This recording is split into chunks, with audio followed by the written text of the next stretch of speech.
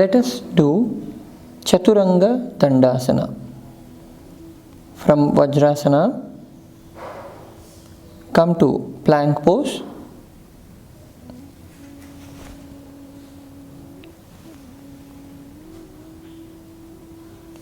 From plank, slowly shifting your body weight a little forward, drop the body close to the ground, bending at the elbow, maintaining a 90-degree angle at the elbow. Tuck your ab muscles and all the muscles involved. Breathe in comfortably while holding the posture.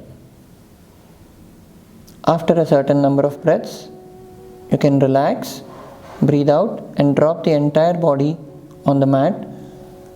Rest in Makarasana.